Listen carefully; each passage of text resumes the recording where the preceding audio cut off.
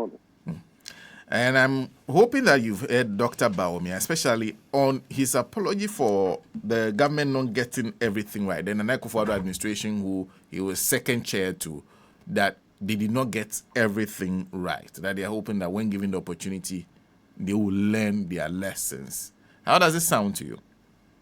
It doesn't sound good. Nobody gets everything right. How can a human being get everything right? They're bound to make mistakes, especially for a government with many people in it. But what needs to be done is do the right thing. So sometimes you may even do it wrong, and the people are still happy because you're honest and you did your best. That's what you have to do. And so it's not about doing everything right. No. But at least it sounds remorseful, and he's apologizing for the past they got wrong. Is that not good? It's a good step. I should go a bit further. What did you do? So that when you talk about what you did that you think was not right, you will not repeat it. And your people will not repeat it. Your people will know what is wrong and not to do it. But just to say it bluntly like that is not very good. You see, you have to be a bit precise, go into details, tell them what you did. When Nanado was conversing for Dr. BAWUMIA, there are some things Nanado did that BAWUMIA should not have agreed. Even though it was for his benefit, he should not have agreed. And that talks about sincerity and integrity, you see. And all those things were no good. When you twist people's arm, if you don't vote this way, this will happen. That's not good. You're saying that he was a beneficiary of some of the things that were done even against his own party, and should have cautioned the president against it. I've said something. Well, yes, even though it's for your benefit, if it's not right, you should speak up. This is not what I like. I don't like to bully people. For example, when they went to Kwawu and they were hooting at Alan, they should have said something. Even though it was apparently for his benefit. He didn't say anything. That is not good.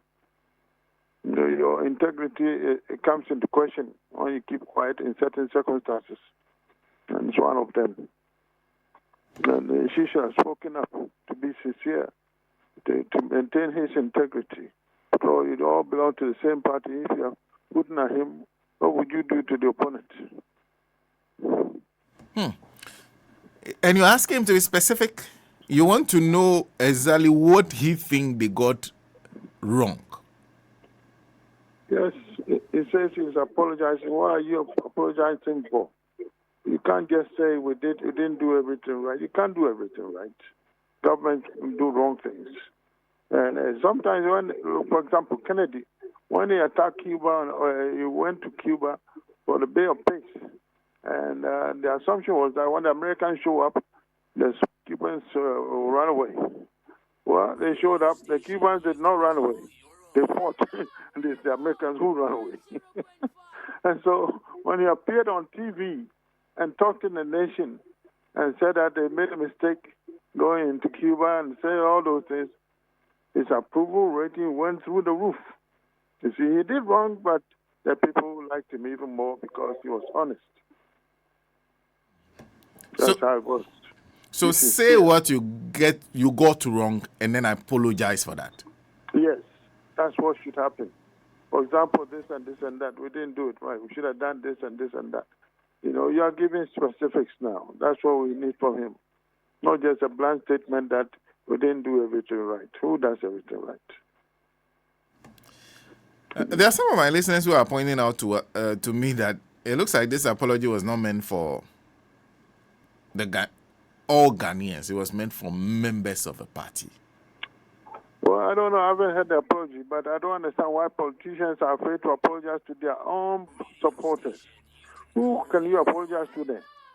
You cannot apologize to your own supporters. So you have to be humble and sincere with them. I'm sorry. Sometimes you don't even know you did wrong, but what you did, they saw it as wrong. Then talk to them about that. And once they are satisfied, they change their mind and come back on your side again. So you really don't have a choice but to be honest and frank with them. And that's the only way you get them back committed to you, not just lukewarm support. That will not work. They stayed home not to vote, not because anybody told them anything. They decided themselves. So they saw the issues going on, and they made that decision. So you have to talk to them for them to put that aside and look at you again. If you don't do that, they will do the same thing again. They are still not satisfied.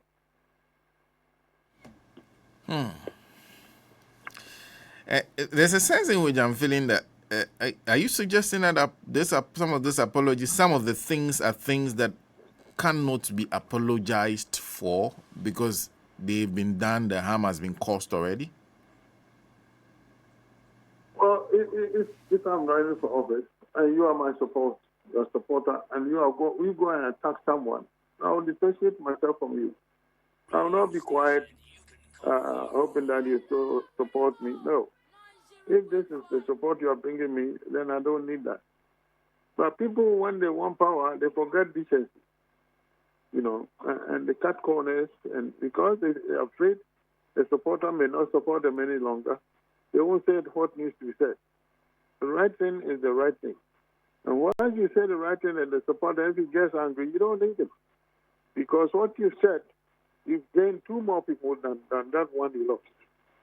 That's what they don't see. So be honest at all times, and speak the truth, and be sincere. That's it. Do the right thing. That's it.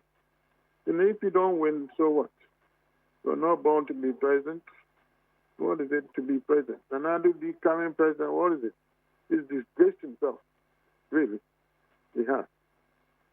Nana-Addo, President Akufo-Addo has disgraced himself in power? Oh, the worst president the country has ever gotten. I mean, am I wrong? Can you tell me? Don't say it like it's a shock to you, but he has disgraced himself. If he had never become president, his legacy would have endured, and Ghanaians would have looked at him as an authentic leader. If he had come. And now he came, everybody's seen what he can do. Nothing. Complete failure. That's what it is. They've stolen all the money. What should I say? Haven't the MPP people stolen all this money? Is still chasing after them? What's going on here? Oh, we know what he can do now. If he had not come, we would never know. So we still entertain the possibility that he would have been a very good president. Now we know it's no good. Now, let me conclude by asking, because Dr. BAWUMIA is now looking to the future. He says that if you look at the political history of this country, maybe there's a bit of, because former President Mahama President Mahama currently, first attempt he won. But he said that in most cases, you don't win at a first attempt, especially in the Fourth Republic, that you try a couple of times before you win. And in the 2028 elections, unique elections, the sitting president will not be able to run again. So NDC has to find a new candidate. I'm sure he's already putting himself in the running. He believes that he'll beat all the people in the MPP. Then he will be like the most experienced person on the ballot paper. That gives him an edge, and he'll win the next elections. Is that an analysis correct? Well, he's forgetting something. The MPP candidates will run on the record of President Mahama. So if he does very well, they have done well. That's it. What are you going to say now?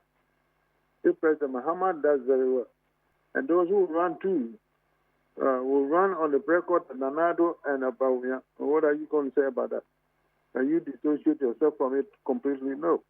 So it's neither here nor there. If the NDC get patience, about Mahama turn the country around, do very well, it's to their benefit. So be quiet and let him do it. I, for one, I can tell you frankly that I don't have any interest in NPP anymore. Because, they've shown that they can't do it. They can't do anything for the country. That's what I see. This is honesty. They cannot do they've shown that they can't do anything for the country. Look, for 8 years of what? What did you get for 8 years? What? People died because retirees gave their money to the government only for the government to shortchange them. They didn't give them supplies. Some die. They don't have money for medicine, for food. What is this? What kind of government is that? This is wickedness. You understand? You are not going against a human being. You are going against God himself. And if you are part of the government and you don't say anything, you are part of the problem. You understand? People give their money to you, retirees, and you don't give it back to them. And they lose their money. And they go on marches. And some die because they don't have money for medicine or food.